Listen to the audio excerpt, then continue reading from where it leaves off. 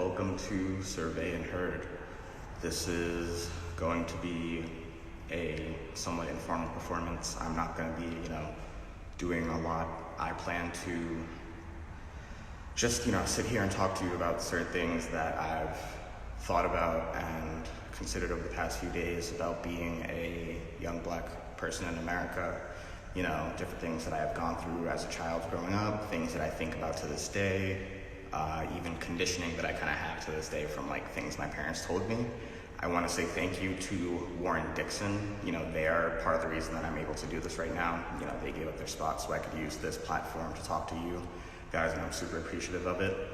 One of the first talking points I have is the notion of as a young black person, my parents were always telling me that I need to be twice as good as everyone else, this pressure to make yourself look as good as possible, because my father would tell me, that as a black man, I have twice as hard of a chance of getting a job. So in my head, that meant, all right, you have to work twice as hard. You have to have, better than average, grades and everything. Even the whole reason I came to college, I love Montserrat. I came to this university to get a contemporary education, but a large portion of why I did was because I wanted to make myself more appealing as a black man. I wanted to give myself, a leg up in a world that doesn't exactly have a leg up for me.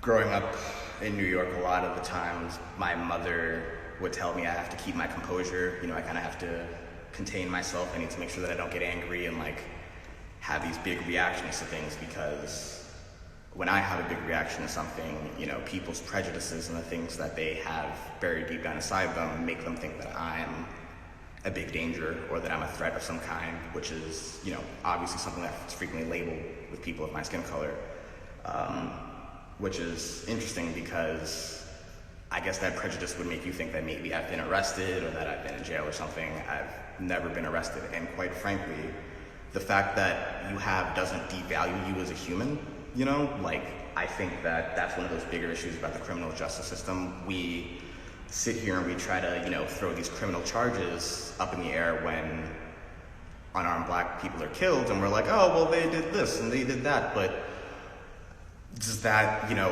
charge, does that make them any less relevant as a person? Does that devalue them as who they were, as who they could have been? That's something that I constantly think about, even myself. Let's say I randomly had a charge for doing something stupid, and people only chose to focus on that, not the fact that I've gone to art school for the last 4 years, not the fact that I love video games, not the fact that I'm different, in any kind of way, because all they do is they look at you and they see the surface and they're not willing to kind of look past the surface, and that kind of brings this notion of this idea that I've also seen coming up a lot about, I have black friends, I have a black partner, I have black coworkers. That's, totally valid and appreciative, obviously, but one thing that you can do and you should do for those black coworkers, your partners, whoever it is in your life that you praise as being a black individual, is go talk to them, go check in with them, not just for their own personal mental health, but also so that you can understand certain issues. I'm sitting here talking to everyone here watching this live right now, bringing issues to you, but people that go through the same things that I go through, that, have similar stories to tell that I have to tell. Talk to them about them and try to understand the things that they say. And then based on that understanding, look at yourself. Are you being proactive to fix the issues? Are you causing more problems? You may wonder, how can I be more proactive? Like I said, talk to your black friends, support local black businesses, try to support black artists. No one's saying that you need to take this huge, giant, grand stand, but you have to bridge the gap of understanding. You have to not just hear, but also absorb and understand the things that the community is telling you. It's not enough to just see it, hear it, and then say, I support you. You have to see it, hear it, say, I support you, and really try to understand what it is that these people are fighting for, there's this other notion of like, I've seen a lot recently, why don't you just call the cops? In the Black community, and not just the Black community, and quite a few non-white communities, it's kind of taboo to call the cops. You don't want to, because you're afraid that in some way it'll kind of blow back on you.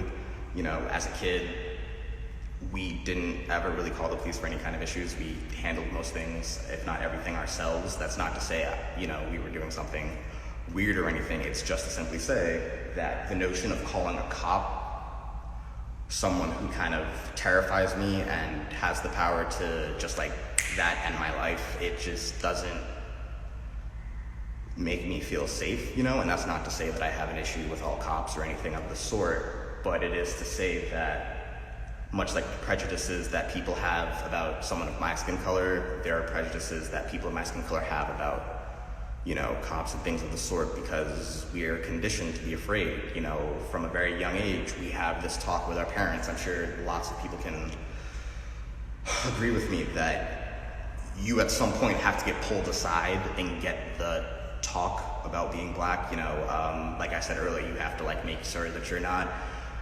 loud and, you know, extra. You need to try to talk as proper as possible. You have to be so on your toes to be perfect and fit societal norms, because it's a safety hazard, you know, to deviate from that norm, to deviate from those practices seems dangerous. When I was growing up, it seemed like terrifying to me to not do the things that my mother and father were saying, to, you know, always keep my chin up, to always speak proper, to always be as proper as I possibly can. You know, all of that stuff, they're survival tactics that we've conditioned ourselves with to make ourselves seem more appealing to the societal value so that we can be accepted and not harassed.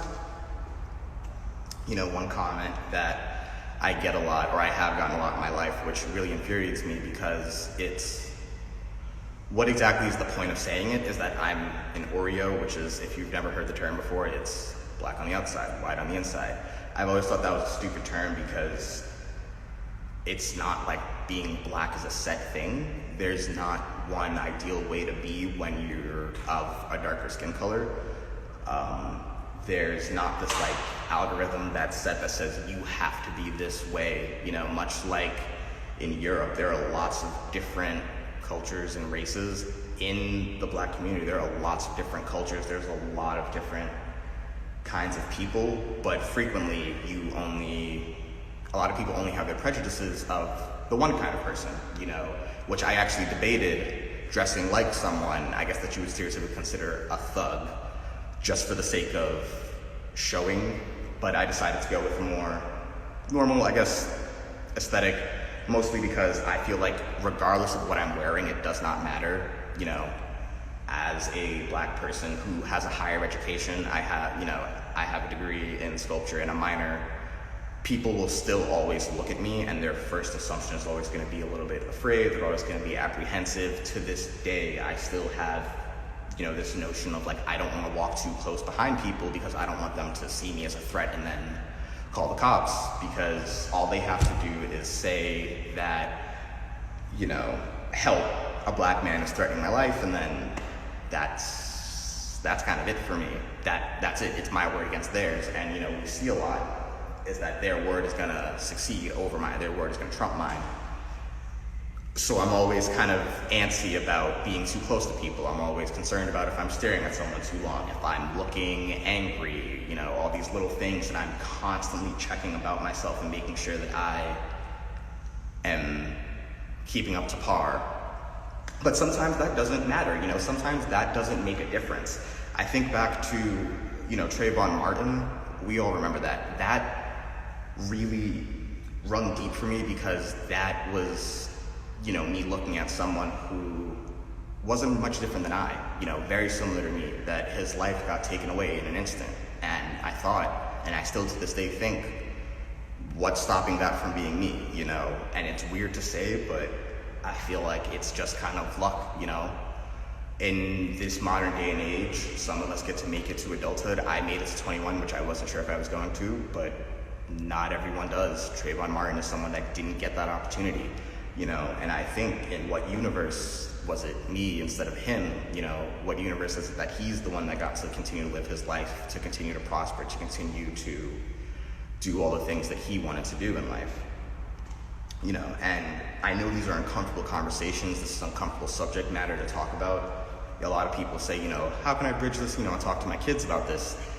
I understand it's uncomfortable to talk about, but it's not impossible. You have to understand that in the Black community, at a very young age, a lot of us have to have a talk about race and what it means to be Black, because it's a safety thing for us.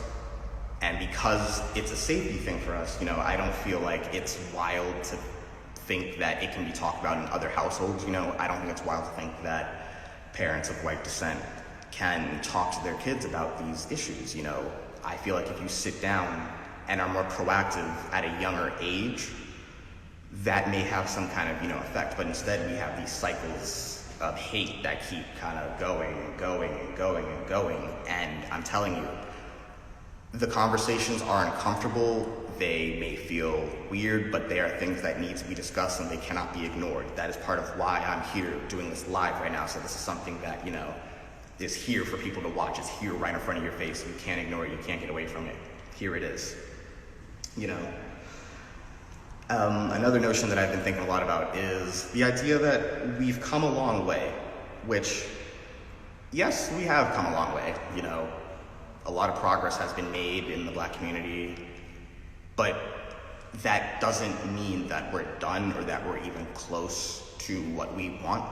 You know, this notion of we've come a long way, I feel like personally kind of mitigates a lot of the issues that still go on nowadays. You know, there are still a lot of problems systemically, and to try to flaunt the notion that like, oh, we've done this and we've done that, congratulations, I appreciate that you've done this, but also look at XXX and X thing that has happened and compare them, you know? Like, why are these things still happening if we've come so far? Why are these things still an issue? Why are certain issues that were an issue 100 years ago are still a problem?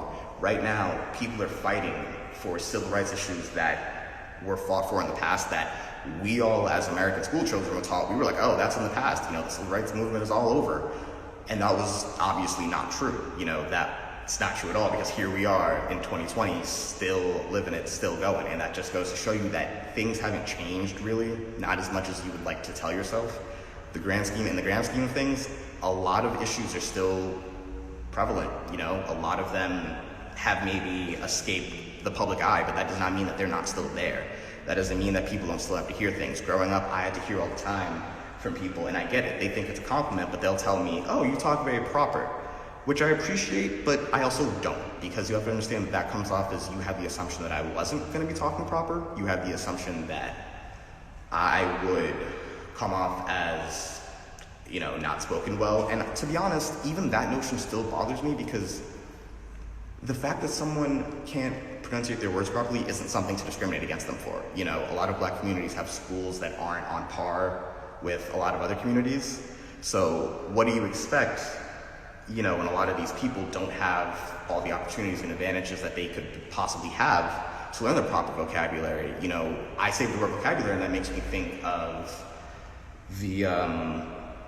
the whole term about financial literacy. You know, I feel like a lot of Black people are called out for not being financially literate, but how are we supposed to become financially literate in a world that kind of keeps us back, kind of makes it harder for us to mass wealth in any kind of way? You know, how do you expect us to understand how to run a business when it's been incredibly hard for us to be allowed to run a business for the longest time? You know. And then there's this whole, one of the last things I want to kind of harp on is the notion of like, get over it. Like, I didn't do slavery, you know, you didn't go through slavery.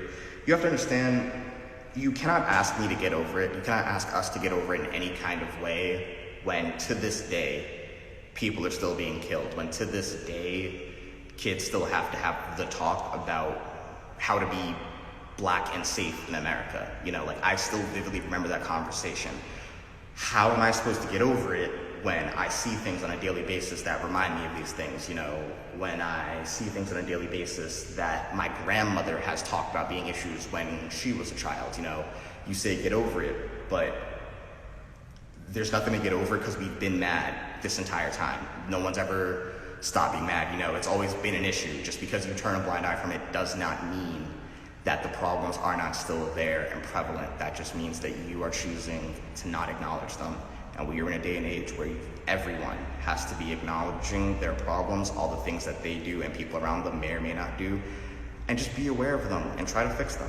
Like I said earlier, be proactive in fixing issues. If you talk to the Black people around you, if you, try to reach out to local Black shops around you, just try to understand where a lot of people are coming from. I'm not afraid of white people. I'm not afraid in any way, but I am cautious. I leave the house and I always have this kind of like notion in the back of my head of like, you better be careful. You don't know what kind of snare you can get yourself into. Going to high school in New York City, I was always afraid that leaving my house was kind of going to be the last time that I left my house because, who knows, things happen just like that. In an instant someone's here and then the next thing they're not. And I think that's honestly the last point I really want to make is just, for us, even if you in your community don't see the issues, even if you in the community don't acknowledge what's going on, we're still going through things. We're still dealing with a lot of, of the systemic racism that has been around for a while and will probably continue to be around. And all we're asking right now in 2020 is, listen, understand, help, do better. It's not enough to just go for the same, oh, I'm not racist, I have Black friends. That's not enough anymore whatsoever. Be more proactive, talk to your Black friends, be prevalent in the Black community, reach out and try to figure out how you can help so that you can be a part of the solution and not actively part of the problem. And that's all I have to say for you. Thank you.